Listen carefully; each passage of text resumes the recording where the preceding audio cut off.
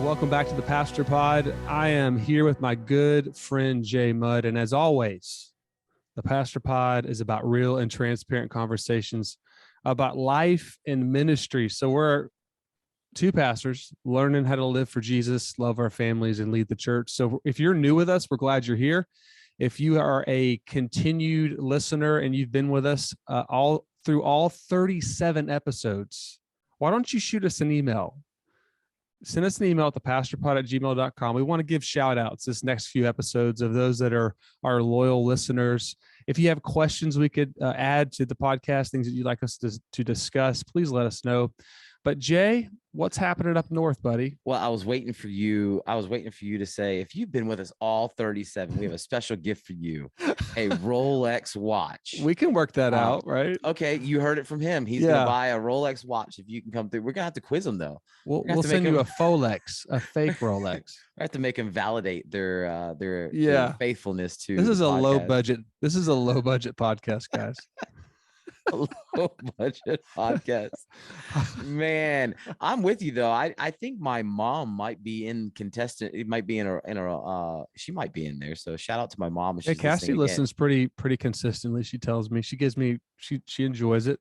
And some other folks in our church I know, and then some other pastors that'll, they'll text us, email us, or they'll comment on social media, little updates and little thoughts. But Jay, tell us, there's some new stuff going on in your life. I don't know if everybody's aware. I know it's been kind of in the works. Yeah. So sure. It's and by the way, this has been an extremely fun journey, learning and spending some time doing these things. But yeah, my family and I have been we've been praying for, I think we're in like 7 months now worth of praying and going through just different navigating some things. And we're got a big transition ahead of us. We are going to be handing off leadership here at the church that I planted in Metro West Boston. And we will be taking on a new responsibility, a new role with a church in Central Florida, just outside of Orlando in Claremont, the Church of South Lake, where I will become the teaching pastor and church planting pastor, kind of mobilizing the church there. Their goal, what I'd love and what I really do love about the opportunity ahead is they have a church there who has identified that they're growing. They're growing. They want to continue to grow, but they don't want to build a new building that's going to seat thousands of people. They know and understand the value of planting churches. And so my job is actually going to be planting 3 churches in the next decade. And so that is one of my primary jobs, to make sure that I mobilize the church and enlist and coach church planters. So a different season of ministry ahead for me. One I'm excited about. Also, if I'm being transparent, because that's what we do here, a little nervous about. Been 7 years here in New England, and now I'm going to be on a plane back to Central Florida, which is kind of my home ground, like just south of where I graduated high school. Yeah. But kind of, 7 years. My kids have not. They've lived here. All of them have lived here majority of their life. Most of them do not remember Florida at all. And so a lot of new changes ahead for us. But yeah, Josh, I'll be closer to you though, so I can come hang out on the island now. I can't wait, man. I can't wait. Coming back to the Florida life. I mean, I know that's a big transition for you and your family, and lots of prayer. And if you're listening in and you've ever moved, you know what that's like. But of course, where God's had you, the impact you've had there, and the church is continuing on in a strong way.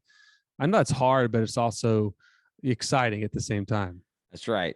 But one thing is consistent, and that is I will be here each and every week with you on the Pastor Pod, and we're going to have a great time continuing moving forward. That's one of the things. This is one of the things Josh and I both do kind of on the side, like we do it in extra, in addition to our regular ministries, because we just love hanging out, learning. And we're hopeful, we're prayerful that it is able to encourage you in some way, shape, or form. If you're listening, whether you are, and I think our reach is, we obviously we want to love on pastors and support and encourage pastors, but there's church leaders that we get involved with. There's stay-at-home moms. There's those who attend church and get kind of a maybe pulling back the curtain a little bit and seeing what's behind and how things really work. And so so transition up ahead, but we're excited and nervous all at the same time. So lots of big things ahead. But Josh, I want to get right into where we're going to be at today, because I'm pretty excited about the conversation, because I'm always learning, and I've been taking notes now of all the things that I wish I knew. I wish I knew about this or that, things I didn't learn necessarily in seminary, the things they didn't teach me in school. You've heard that, they didn't teach me in that in seminary. Yeah. When they didn't have a class for that.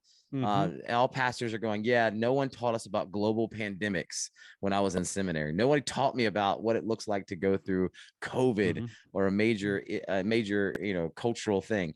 And so I think before we get too deep into the conversation, I think it's really, really important that we put up front and acknowledge up front what we're not saying, because I think a conversation like this can go easily of like, well, are you now dismissing formal education, which is not the case at all.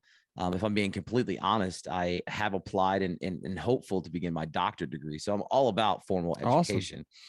Awesome. And so Dr. Mudd, that's right. There's another famous Dr. Mudd, and if you know, have we shared that story yet? No, but that's got to be another time, because we don't have time. Well, let's get into that. But we can get into that. We can talk about. Shoot us an email. We'll tell you the story. But yeah, we'll talk about that. Dr. Mudd story that is a relative of mine. But I think it's important that we acknowledge how important Bible college and seminaries are. Anytime we have a conversation like this, again, it can get taken sideways and be taken out of context. So I want to make sure that you understand, if you're hearing today, we're not saying anything against formal education. This is just kind of a fun conversation about like, hey, I wish I would have known this. They didn't teach me a class on this. So I think it's important that maybe we start by, Josh, just chatting about what are some important things that we did learn in Bible school, Bible college, or seminary. What are some highlights? I mean, I have some fond memories of seminary and some things that I learned. And both of us, I think, where'd you get your graduate degree at, Josh? So I went to Liberty, theological seminary, just like you did, I believe. Yeah, that's right. Then we went to the same undergrad, the Baptist College of Florida, up in the metropolis of Graceville, Florida, where the living is easy. Where there's cows and peanuts and cotton. It's easy because there was a Hardee's and a Subway and a little Chinese restaurant. Super Canton, where it's always Super Canton, baby. It's good stuff. But yeah, I have fond memories. I'm thankful for Bible college and seminary. But I think for me, there are parts of it that were not a lot of fun. There's different subjects, different classes that didn't really resonate, but it helped me learn how to think. It helped me learn how to ask questions and really dig into, why do I believe what I believe?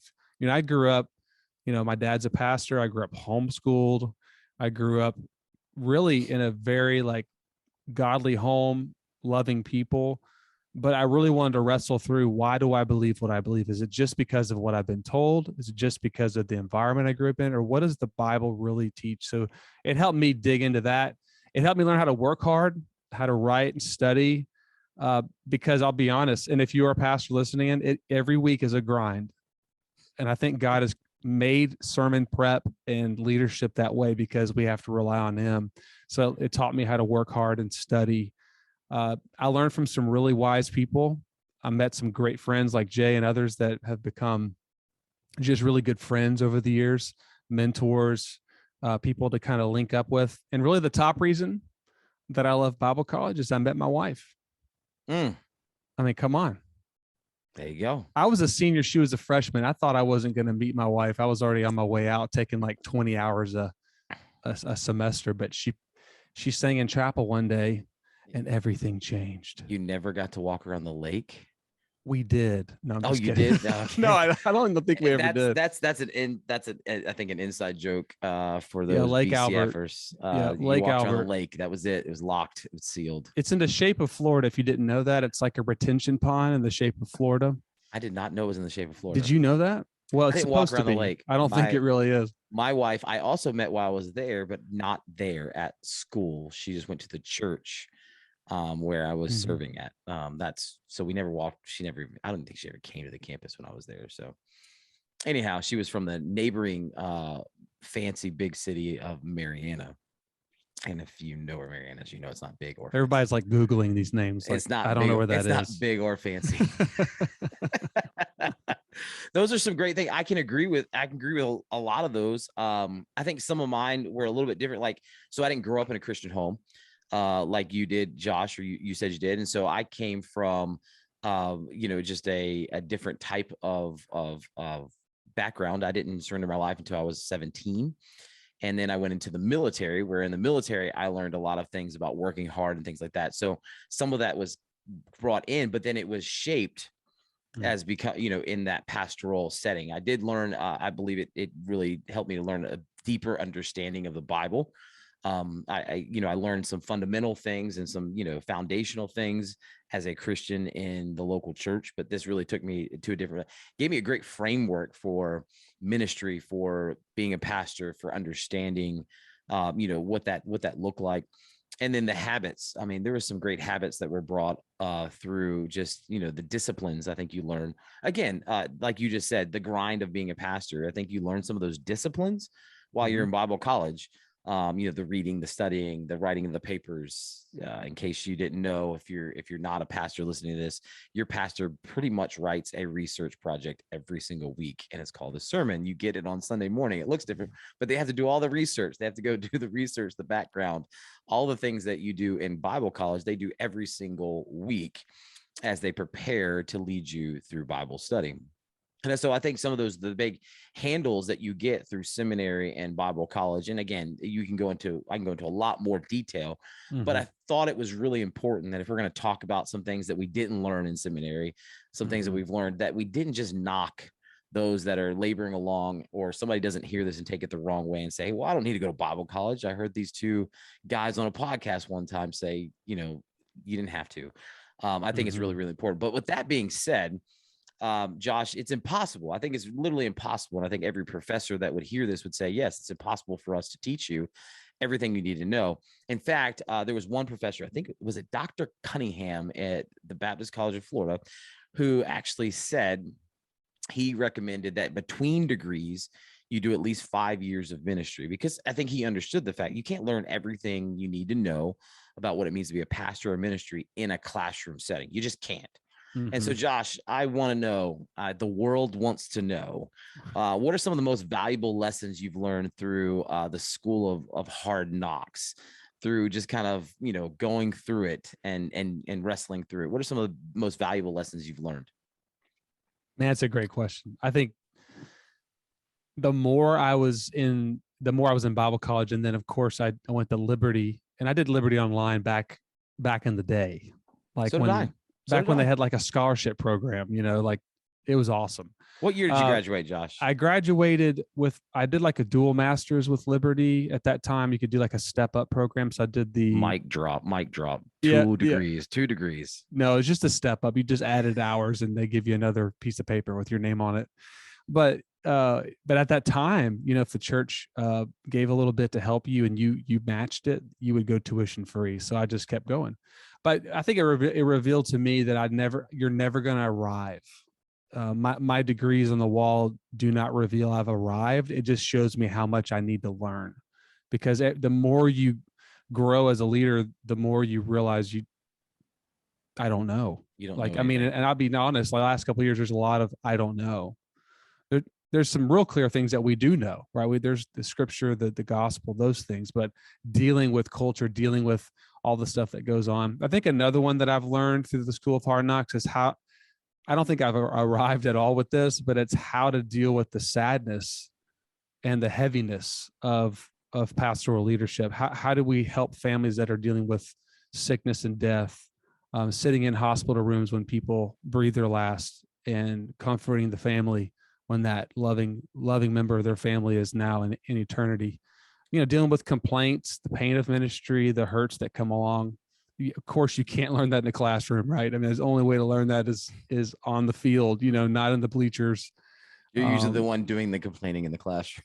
That's usually me. Yeah. Yeah. Oh, come on. Another paper. Us. Yeah. And the students are usually the ones complaining, right? Yeah. Yes, of course. But yeah, that's another big one. I think every leader could relate to probably what I just said over the last couple of years, especially. Yeah.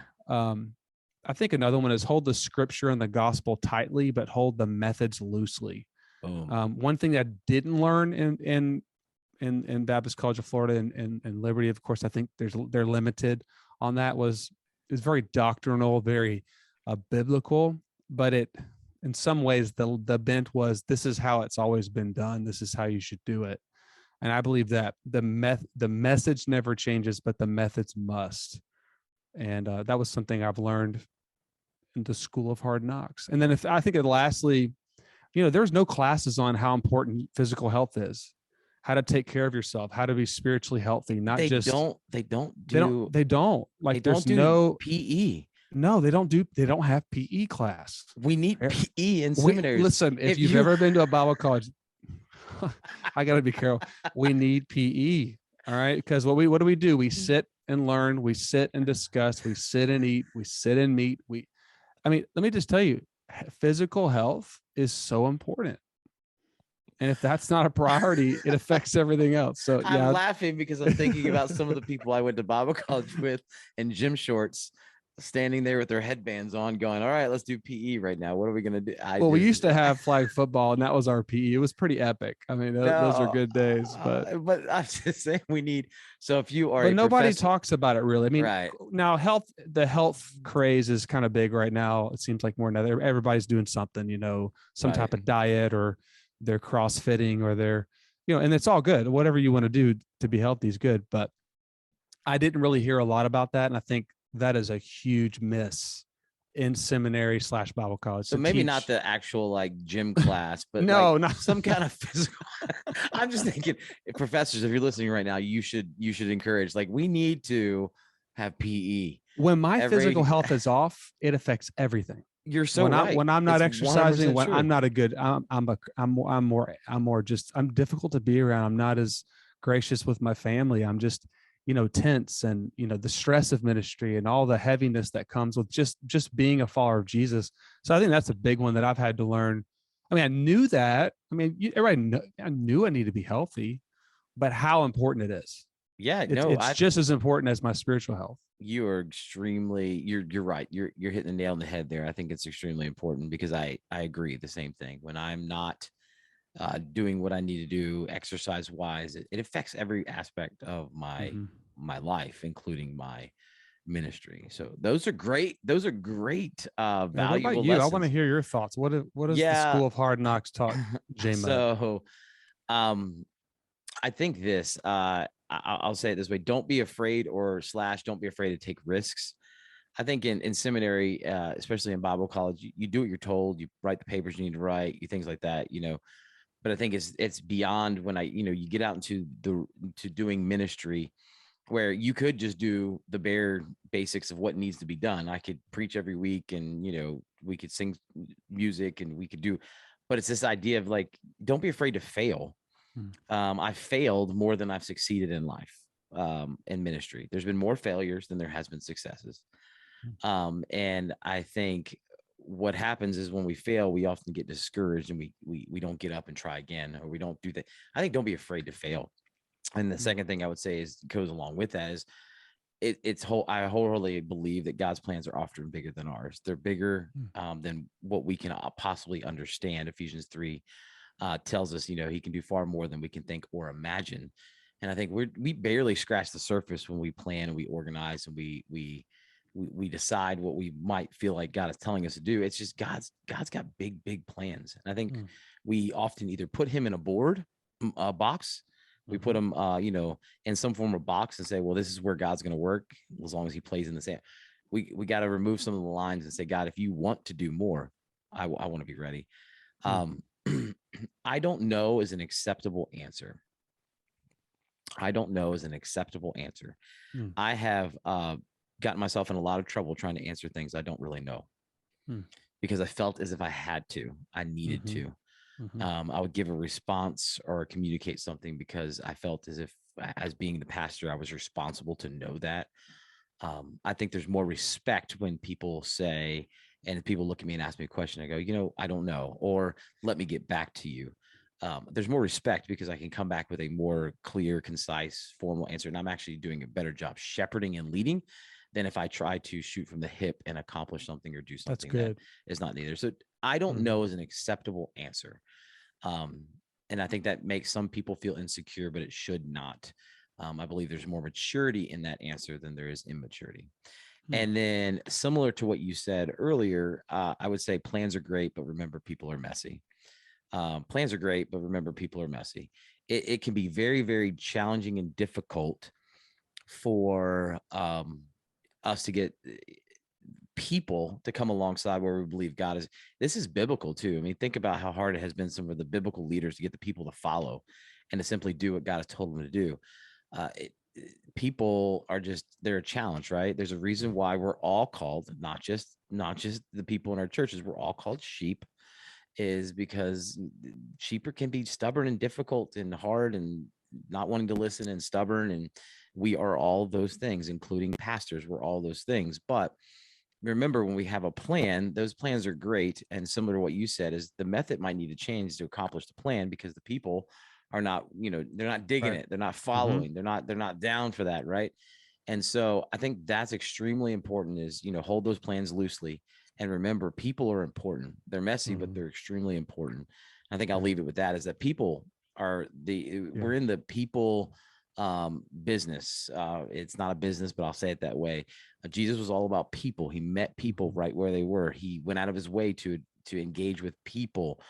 We can get caught up in this idea of, I've got an office with a whole bunch of books behind me, and Josh was just making fun of you.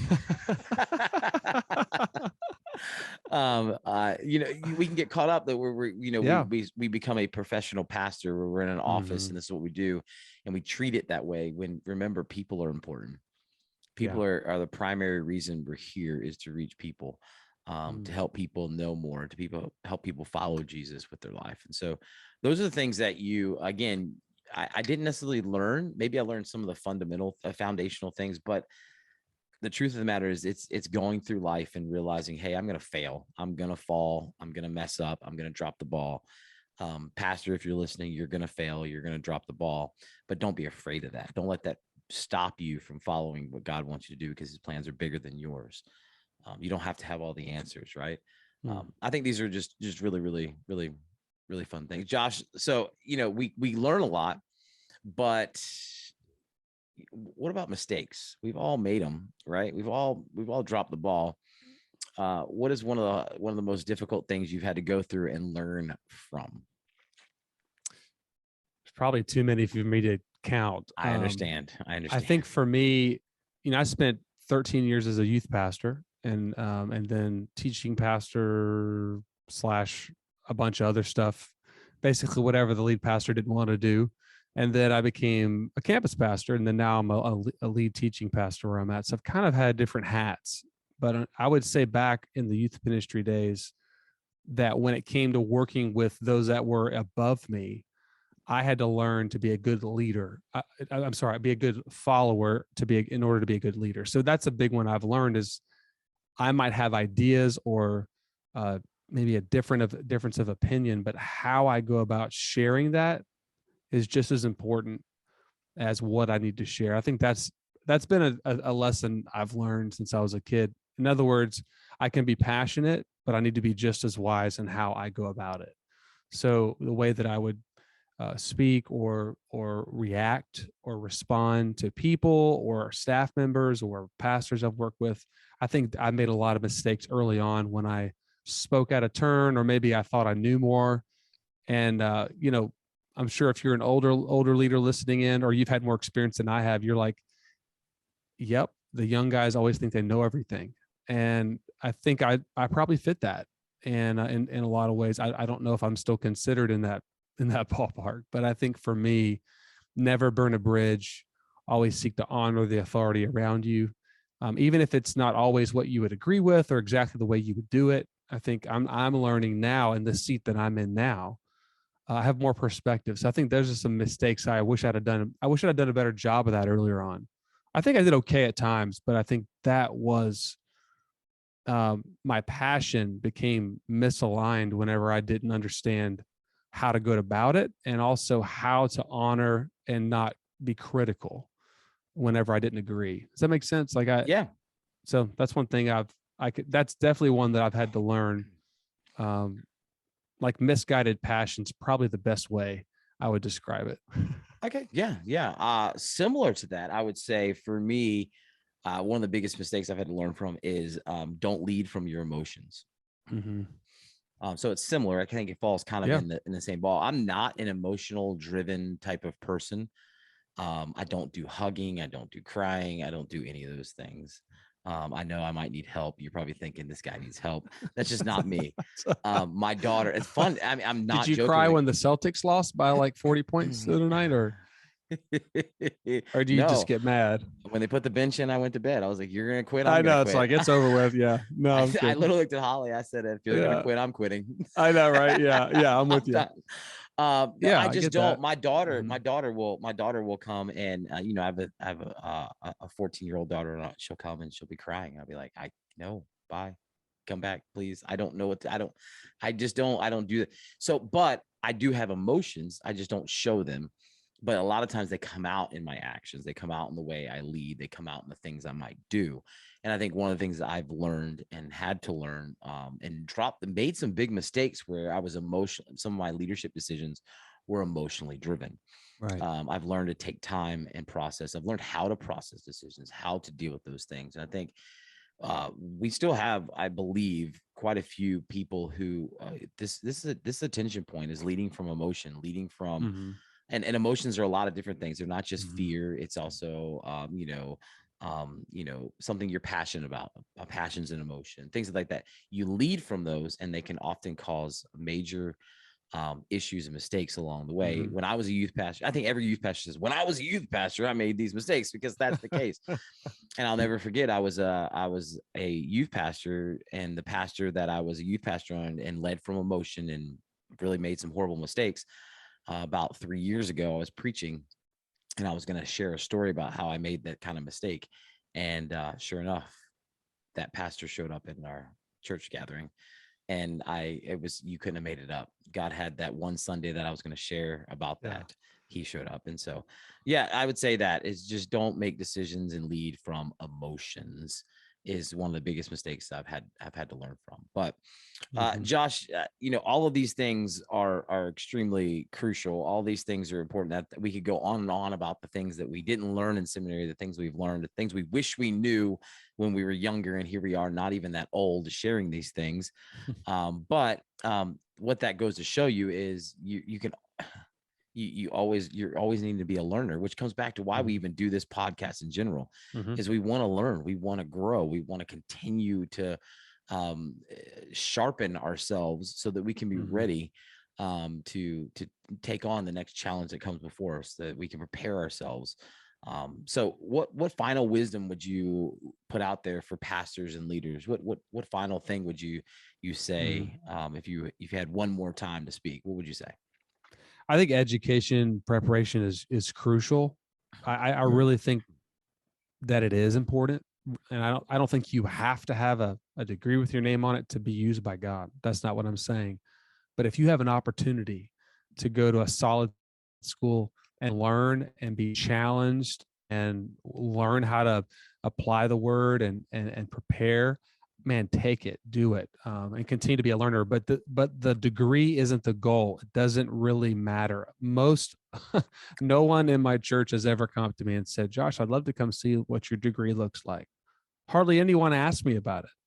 Now, I think that's people probably discuss it or think about it, but ultimately, faithfulness is the goal. The goal of education, the goal of learning is that my prayer is I'll finish well. I was talking to a pastor friend yesterday, and he's further along in his ministry, and we were talking, and I asked him, I said, how do I learn to finish well? How do I get to that point where you are, where you can look back and say, by God's grace, I'm far from perfect, but by God's grace, I have a strong marriage, and I've tried my best to lead my kids well and lead my church well and be a godly man.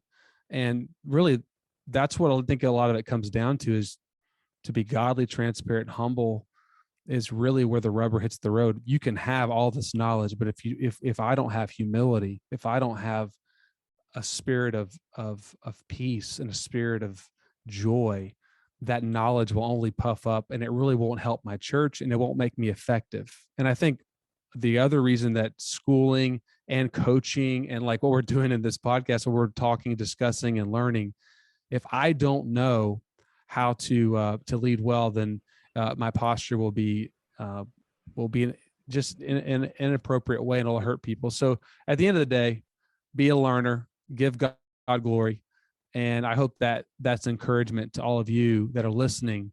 If you have an opportunity to go to school, and I know Jay's thinking about continuing in his, man, take it and do it for the glory of God, so that we can help more people, we can serve more people, we can equip more leaders. And there's a lot of stuff that I didn't know I needed to know, and I had to learn it as I go. And I think that's also how God creates it, because we stay dependent on him and we don't have it all figured out. But thankfully we have the Word of God and the Holy Spirit. So that's a really big deal. So That's right. And so I would kind of just piggyback on that and say, yes, make sure, and again, formal education is not the only education. It's not the only education. So that's what I would say is there's lots of opportunities to learn. If you're looking for opportunities to learn, you can reach out to us. We'd love to chat with you and maybe point you directly to some people that are in your neighborhood who get together and connect and are learners together. Because just never stop learning. Always continue to grow and to learn, because you're always going to have that idea of I wish I knew. And the only way to get through that is to continually strive to be a learner. And one of the things, again, Josh, I'll say this as we kind of close, is I'm learning that I'm leaving an area where, because I'm in a church planting network, there's a lot of education available. I'm going, if I'm not intentional about it, I'm not going to just stumble along and find it. And I'm sure you're that way too, is if you're not intentional about it, you're not going to create these spaces for learning. Yeah. So that being said, and but I want to say this as we close. Me and Jay have been praying and talking about some ideas for the Pastor Pod and just what we're going to continue to do to help encourage leaders. So we have a few things to share.